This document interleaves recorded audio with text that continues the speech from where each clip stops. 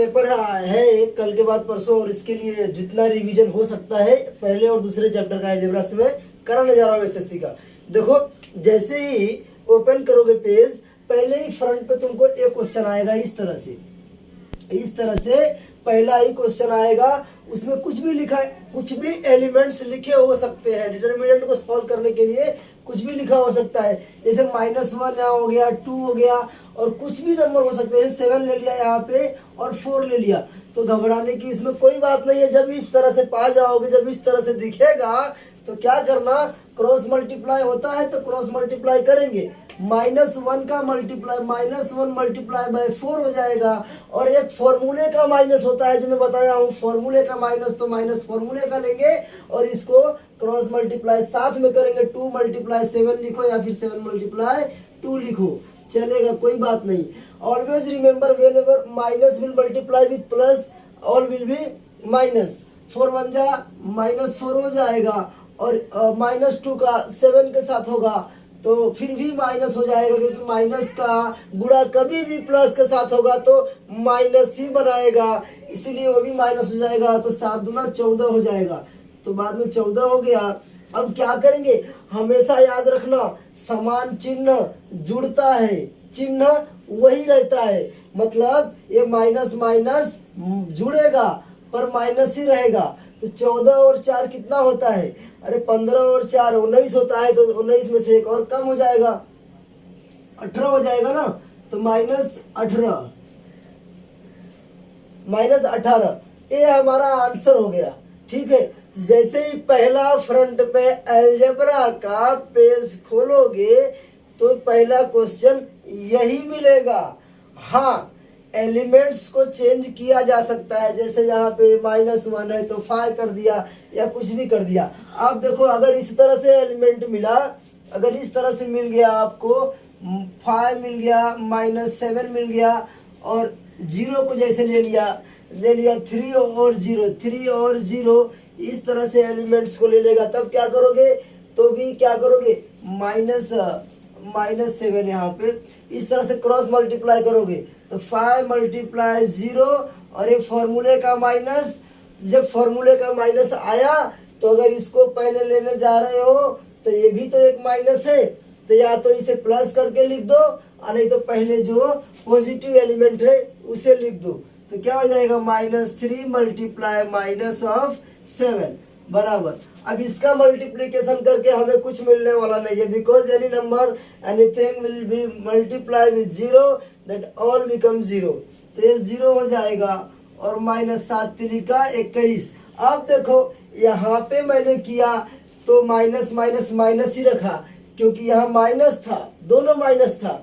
जब गुणा होता है तो माइनस माइनस का गुणा जब माइनस के साथ होता है तो प्लस में कन्वर्ट हो जाता है, तो ये प्लस हो जाएगा, +7 तिरिका 21 बराबर 21।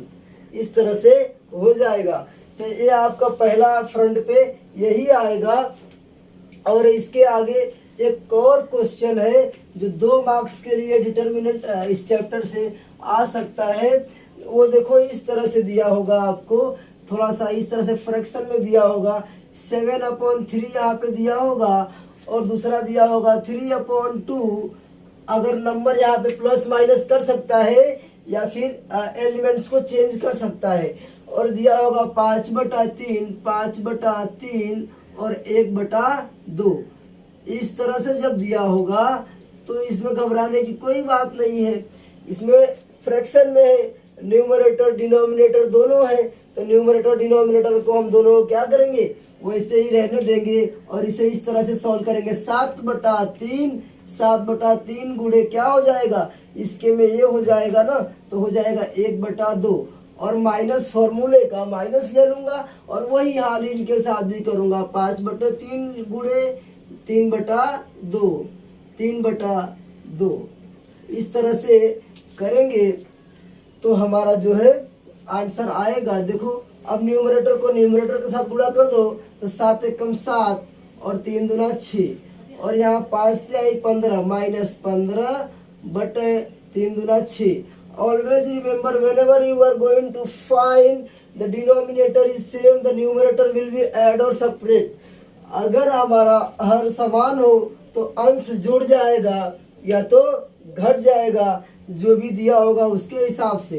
तो 7 - 15 लिखेंगे और यहाँ पे क्या करेंगे, 7 - 15 लिखने के बाद 6 को 1 टाइम लिखेंगे, बराबर 15 में से 7 गया, 7 7 14 होता है और यहाँ पे 15 है तो मतलब 8 बचेगा, 7 गया तो माइनस का 8 बचेगा ना, क्योंकि उसका बचा, और यहाँ पे 6।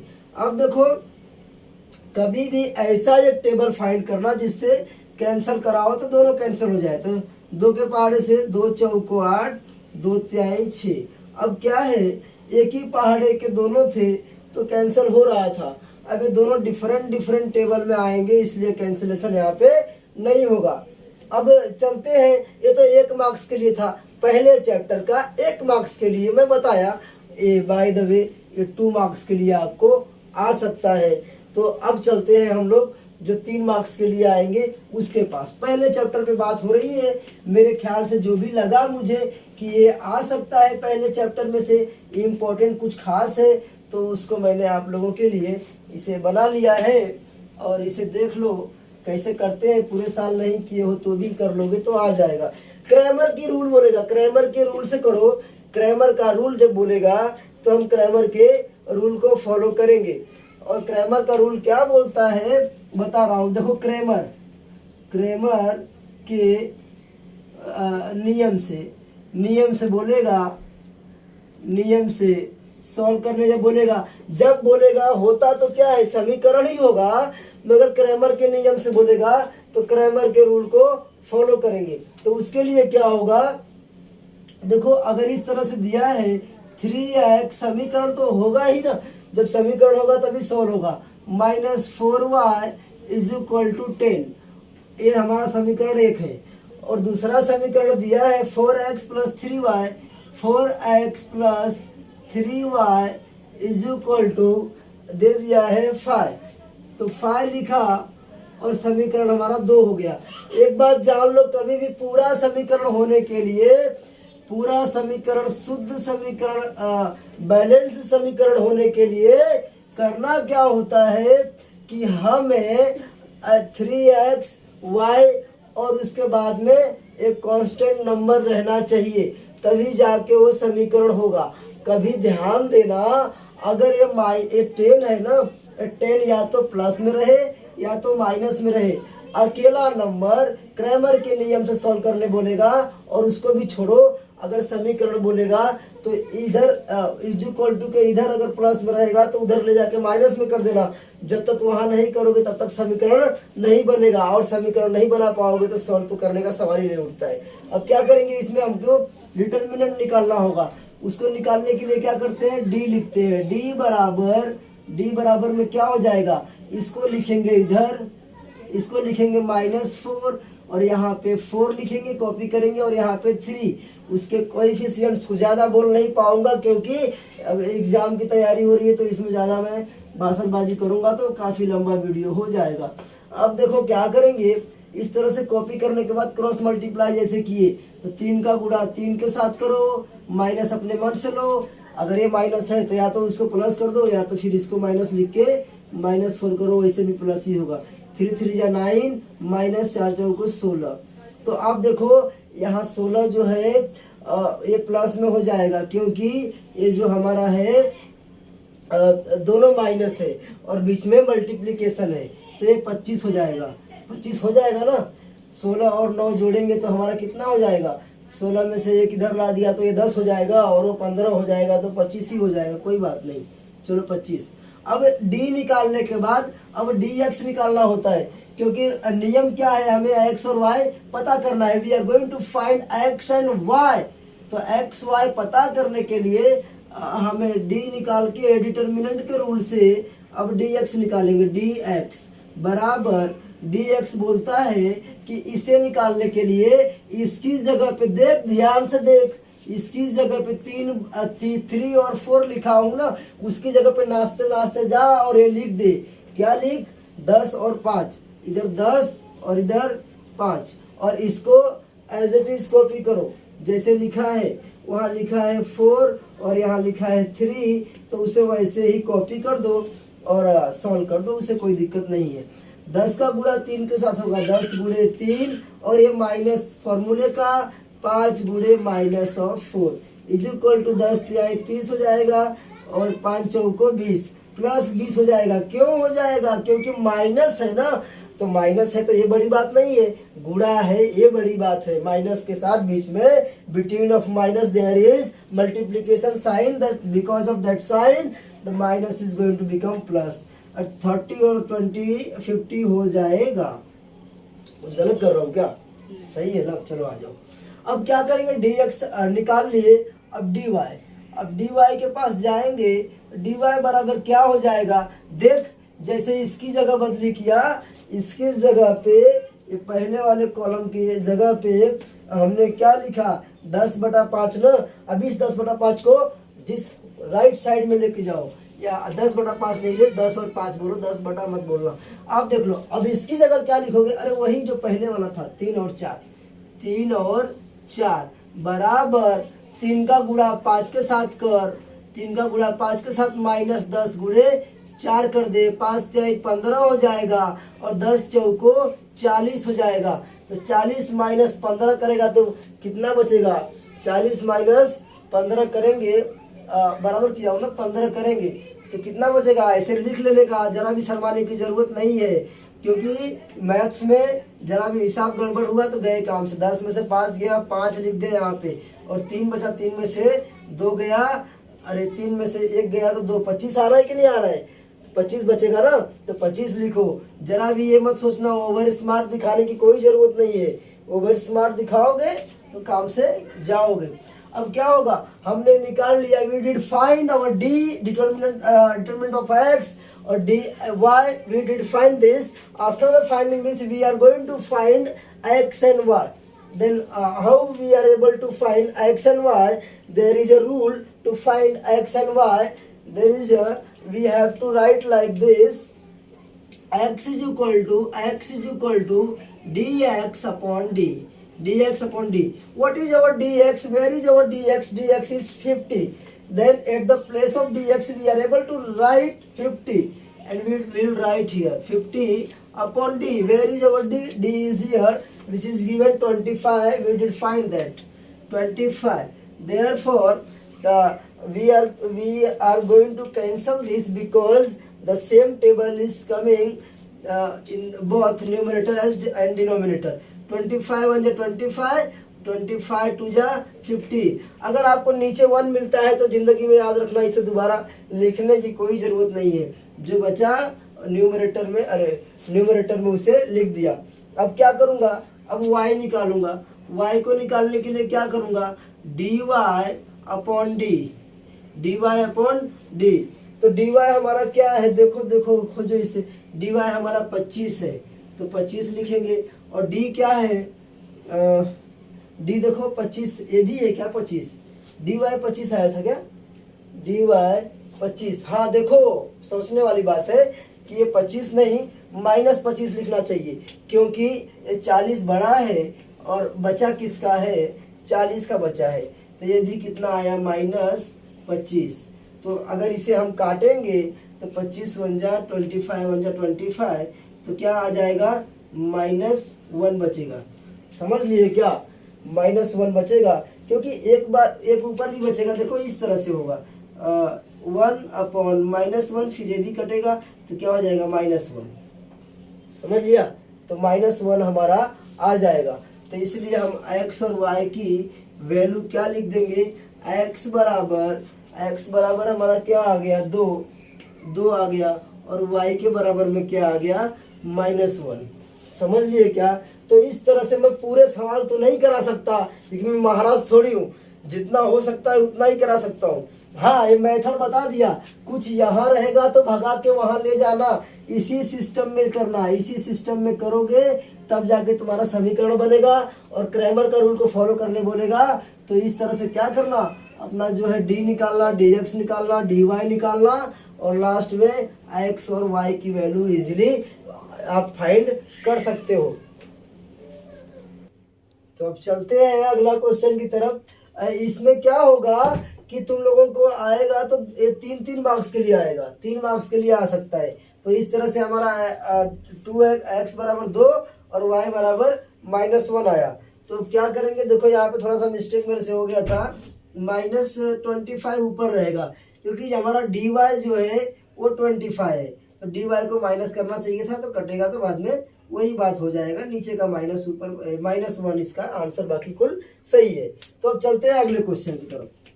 अगला क्वेश्चन हमारा जो है ये इसी का है, लेकिन डिटर्मिनेंट नहीं निकालना है, उसमें सिर्फ बताना है कि देखते हैं क्या पूछा है उसमें, वर्ग समीकरण है या नहीं ये बताना है हमें। तो वर्ग समीकरण कब होगा, ध्यान दे, जब स्क्वायर होगा तो वर्ग समीकरण होगा, और स्क्वायर नहीं होगा तो वर्ग समीकरण वो नहीं होगा। तो यही मैटर है, बाकी कुछ इसमें नहीं है। तो अब देखो क्या दिया है, जैसे दे दिया है, इसको कट करो, हाँ दे दिया है m+2 बताना है वर्ग समीकरण है कि नहीं, m+2, और दूसरा दे दिया है m-5 = 0। इस तरह से दिया है, तो हम क्या करेंगे, इस तरह से दिया है तो इसे क्या करूँगा, सॉल्व करूँगा। और सॉल्व करने के लिए करते क्या है, देखो ये पहले वाले को लेते हैं, एक बार इसके साथ मल्टीप्लाई, एक बार उसके साथ, और भाषण नहीं करूँगा, नहीं तो जाके मेरा पीछे का वीडियो देख, इधर टाइम नहीं है इतना मेरे पास। तो देखो अभी क्या करेंगे, m का m के साथ होगा तो क्या हो जाएगा, m का स्क्वायर, m² हो जाएगा, और उसके बाद m का उसके साथ होगा तो -5m हो जाएगा, 5m। अब 2 का इसके साथ करेंगे तो 2m + 2m, और इसका करेंगे तो -10 बराबर 0। अब क्या करेंगे, जो घटेगा बढ़ेगा उसे घटा बढ़ा देंगे। देखते हैं m का स्क्वायर और -5m में से 2m जाएगा, 2m में से -5m जाएगा, तो कितना बचेगा, -3m, 3m -10 = 0। तो कहने का मतलब ये है कि इसमें जो हमें है दिया गया है, m की घात हमें 2 मिली है ना, ये 2 स्क्वायर मिला है कि नहीं मिला है, m की घात 2 मिली है, स्क्वायर मिला है, इसलिए यह वर्ग समीकरण होगा। तो इसके लिए क्या लिखोगे, दिया गया वर्ग समीकरण है यह, या ऐसे लिखो, यह एक वर्ग समीकरण है, वर्ग समीकरण है। अगर मल्टीपल चॉइस में भी आ सकता है, हो सकता है 3 क्वेश्चन दे दे, इसको दे दे और 3 आंसर दे दे, तो इसको सॉल्व कर लेना। जब सॉल्व करेगा तो मालूम पड़ जाएगा कि क्या सही है क्या गलत है, तो उसे ट्रिक कर देना, ठीक है। तो ये 1 मार्क्स के लिए आएगा मेरे ख्याल से, अगर MCQs में आएगा तो। अब चलते हैं, हमें बताना है कि समीकरण को ax² + bx + c = 0 के रूप में लिखेंगे तो वो कैसे लिखते हैं, अब ये बताने चल रहा हूँ। तो समझ गए ना, ये अलग रूल है, इसमें क्या बताना है, वर्ग समीकरण बताना है। और जो दूसरा मैं देने जा रहा हूँ अभी जो बताऊंगा, इसमें एक रूल है इनका मैथ्स का, उसको फॉलो करना है। जैसे देखो ax² + bx + c = 0, तो इसमें कौन कहाँ बैठ रहा है उसे वैसे बैठा के और लिखना है। तो उसके लिए क्या करूँगा, देखूंगा इसमें से ABC बताना है कि मतलब A क्या होगा, B क्या होगा और C क्या होगा, क्योंकि ABC के ऊपर ही डिपेंड है पूरा। तो क्या करेंगे, इसमें क्वेश्चन लिखा है 2y = 10 अब मैं बोला था कि पहले समीकरण तो बने, समीकरण बनाने के लिए क्या होगा, समीकरण बनाने के लिए सबसे पहले हमारा यही होगा कि पहले y² इधर होना चाहिए। देखो भाग के उधर बैठा है तो घसीट के इधर लाओ, और लाने के बाद क्या करो, y का स्क्वायर, क्योंकि वहाँ माइनस में था तो यहाँ आके प्लस हो जाएगा, और यहाँ +2y अगर है तो उसे एज इट इज लिखो +2y, और जो जो 10 है, 10 को भी हमें यहाँ लाना होगा, क्योंकि देखो इसमें क्या बोला है, कांस्टेंट को इधर लेने बोला है, कांस्टेंट मतलब c, समझ रहे हो क्या, c को यहाँ लेने बोला है। तो क्या करूँगा, तो -10 करूँगा उसे, -10 बराबर 0, क्योंकि वहाँ राइट में वो प्लस में था तो लेफ्ट में आए क्या हो गया, माइनस हो गया। तो इसको क्या करूँगा, इसको तुलना करने पर इसको ax² plus bx plus c is equal to 0 से क्या करने पर, तुलना करने पर ध्यान दो, मैं ये छाट छाट के बता रहा हूँ, ये सब जरूर आएगा। और नौटंका करना होगा तो मत करना तैयारी। देखो क्या है, तो ए हमारा क्या होगा, ए बराबर लिख पाएंगे हम लोग जब तुलना करेंगे तो। इसका कोएफिशिएंट कुछ भी नहीं दिया है तो 1 लिखो, और बी का क्या लिखो, 2 दिया है बाजू में तो 2 लिखो, और सी का क्या लिखो, -10। ठीक है, तो इस तरह से आपको पहले करना क्या है, पहले उसको सेटल करना है। सेटल क्या करना है, पहले वर्ग समीकरण बनाना है। वर्ग समीकरण बनाने के बाद जैसे कि ये सब भागा पड़ा है ना, यहाँ वहाँ से भागा है, तो वैसे नहीं चलेगा। इस फॉर्म में बोला है तो इस फॉर्म में, हाँ वर्ग समीकरण में एक नंबर उधर होना चाहिए, मगर उधर है ना नंबर। अरे देखो 0 है कि नहीं है, अरे कुछ नहीं होता है तो 0 होता है ना, तो उधर है कुछ, ऐसी बात नहीं है कि नहीं है। लेकिन इस फॉर्म में लिखना है, इसलिए कांस्टेंट को भी हमको इधर लाना पड़ा। अब बाकी बहुत सारे इसके एग्जाम्पल मैंने लिखे थे, मगर वो सारे मैं नहीं कराऊंगा। तो क्यों नहीं कराऊंगा, क्योंकि एक ही टाइप के बहुत सारे क्वेश्चन कराते जाऊंगा तो बहुत टाइम लग जाएगा।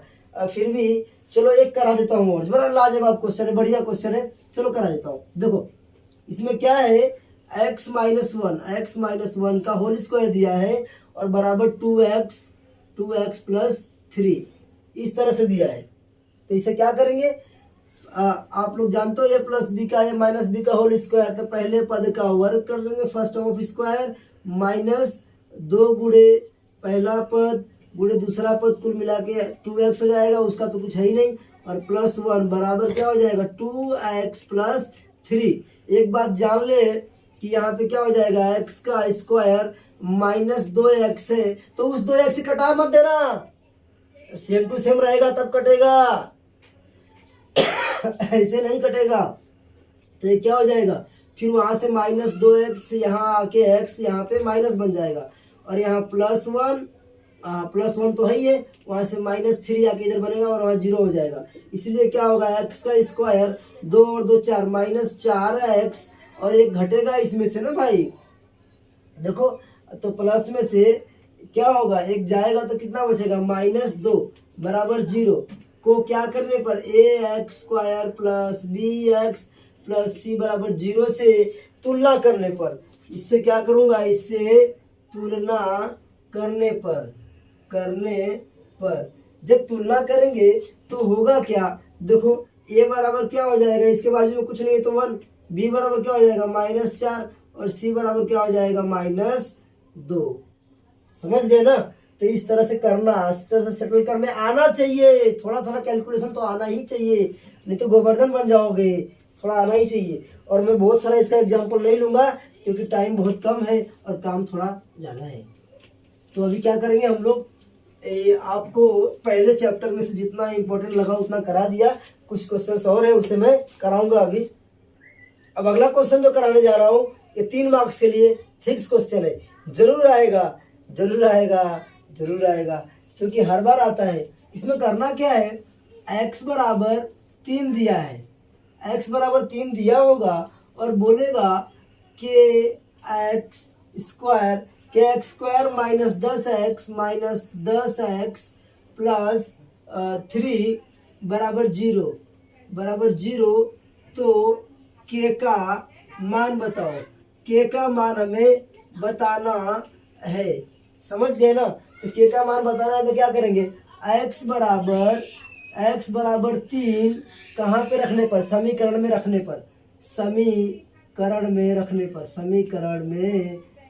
पर इस तरह से लिखना, रखने पर x बराबर 3 समीकरण में रखने पर।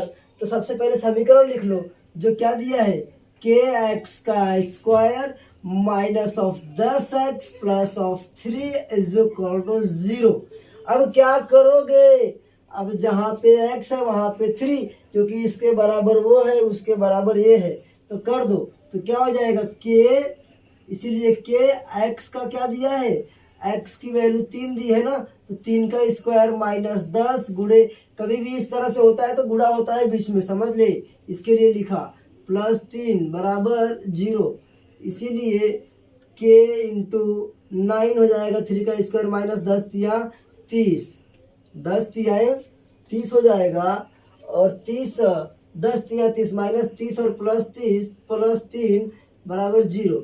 इसीलिए क्या हो जाएगा 9 ऑफ k, और 30 में से 3 जाएगा 27 बचेगा, तो माइनस 27 बराबर 0। अब धीरे धीरे पक्षांतर की ओर बढ़ते हैं। पक्षांतर की ओर बढ़ेंगे तो करेंगे क्या, यहाँ पे 9k रखेंगे बराबर 27 को यहाँ से वहाँ ले जाके प्लस में करेंगे, और k बराबर 27 बटा 9 कर देंगे। इसीलिए k बराबर क्या हो जाएगा, 9 तिया 27, 9 के पहाड़े से काट दे, 3 बार में क्या हो गया 27, 9 तिया 27, तो 3 बार में हमारा ये कट गया। तो ये 3 मार्क्स के लिए क्वेश्चन आना तय है। बहुत ज़्यादा बड़ा नहीं है, मगर थोड़ा सा दिमाग लगाना होता है, और दिमाग वाले क्वेश्चन ही आते हैं बोर्ड में, कोई भी आलतू फालतू बत्तख की तरह उड़ के नहीं आता है। तो फिर अगले क्वेश्चन की तरफ बढ़ूंगा और देखूंगा वो क्या है। और इस क्वेश्चन को जो मैं अभी बताया ये काफ़ी इम्पोर्टेंट है, जरूर इसे कर लेना। अब आती है हमारी गुणनखंड विधि। गुणनखंड विधि से हम कैसे समीकरण को सॉल्व करेंगे, तो देखो गुणनखंड विधि में क्या होगा, गुणनखंड विधि, इसमें क्या होता है, मैं अभी थोड़ा हिंट दे रहा हूँ तुमको। देखो ये क्या होगा, एक्स स्क्वायर समझ लो, लिखा है x square minus 15x plus 54 दिया है, 54 बराबर 0, 54 बराबर 0 दिया है। तो 54 बराबर 0 दिया है, तो ये बात समझो कि हमें 0 भी दिया है, मतलब कि वहाँ पे भी कुछ एलिमेंट है, उसे बाद में हम लोग पता करेंगे। लेकिन सबसे पहले ये है कि 1 2 3 पद है, तो इसको 4 पद में कन्वर्ट करना है। 4 पद में कन्वर्ट करना है तो इसके लिए क्या करेंगे, देखो ये 54 है ना, तो 54 को यहाँ पे लिखो और 54 का गुणा करो, ऐसे पहाड़ा को लेके गुणा करो कि गुणा करने पे 54 आए, और यहाँ पे जोड़ है तो जोड़ने पे क्या आए, तो जोड़ने पे हमारा 15 आए। समझ गए ना, तो 9 छक्का 54, 9 और 6 को ले लिया जाए तो 9 6 15 हो जाएगा, समझे। अगर यहाँ प्लस है तो दोनों का साइन वही लो, सुन रहे, अगर लास्ट में प्लस है तो दोनों का साइन क्या लोगे, वही लोगे जो मिडिल टर्म का रहेगा। मिडिल टर्म माइनस है इसलिए दोनों माइनस होगा। क्यों होगा, अरे माइनस माइनस 9 माइनस 6 होगा तभी ना माइनस 15 होगा, समझ गए क्या। स्टेप बदलेगा लेकिन मतलब वही रहना चाहिए, इसलिए बैलेंस डिसबैलेंस ना हो। इसलिए तो क्या करेंगे, यहाँ पे लिखूंगा एक्स का स्क्वायर माइनस 15 की जगह इन दोनों को लिखूंगा क्योंकि मतलब वही है। तो क्या हो जाएगा 9x माइनस 6x प्लस 54 बराबर 0। अब क्या करूंगा, दो का ग्रुप बना लो, यहाँ से क्या कॉमन हो रहा है, दोनों के पास x है इसलिए x कॉमन हो जाएगा, एक x से x कट जाएगा, एक x बचेगा, माइनस एक x से एक x जाएगा और 9 बच जाएगा वहां से, तो 9 ले लिया। अब यहाँ पे क्या है, 6 का पहाड़ा ही कॉमन हो रहा है, तो माइनस 6 को कॉमन ले लो, माइनस 6। अब यहाँ से माइनस 6 कट जाएगा तो x बचेगा, और 9 छक्का 54, लेकिन ये माइनस है तो उसको क्या कर देगा, माइनस 9 छक्का 54 बराबर 0। एक बात जान लो, जो पहले ब्रैकेट में आएगा वही दूसरे ब्रैकेट में आता है, तो क्या होगा x माइनस 9, दूसरे में होगा x माइनस 6 बराबर 0। इसीलिए क्या करेंगे, x माइनस 9 बराबर 0 या x माइनस 6 बराबर 0। इसीलिए x माइनस 9 बराबर 0 या x माइनस 6 बराबर 0। इसीलिए x बराबर 9 या x बराबर 9 या x बराबर 6, समझ गए ना। तो ये क्या हमारा आंसर आ गया, दो आंसर मिला, x बराबर 9 मिला और क्या मिला, 6 मिला। तो इस तरह से क्या लिख देंगे, x की वैल्यू हमें क्या मिली, 9,6, 9 भी मिली और 6 भी मिली। समझ गए ना। तो इस तरह से गुणनखंड है। इसमें 2-3 सवाल मैंने लिखे थे, मगर सबके पास मैं नहीं जाऊंगा क्योंकि उतना टाइम नहीं है, टाइम की कमी है थोड़ा। ये वीडियो काफ़ी लंबा हो रहा है, इसलिए इसमें 2 मार्क्स और 3 मार्क्स से क्वेश्चन जितना कराना था उतना बता दिया। और देखूंगा तो कल तक मैं अलजेब्रा के और भी क्वेश्चन और जो चैप्टर रह गए उनके भी कुछ डाल दूंगा। जिन्होंने बुक खोला ही नहीं है, थोड़ा वीडियो देख लो, बुक खोलने की ज़रूरत नहीं है। तो इसमें बस इतना ही।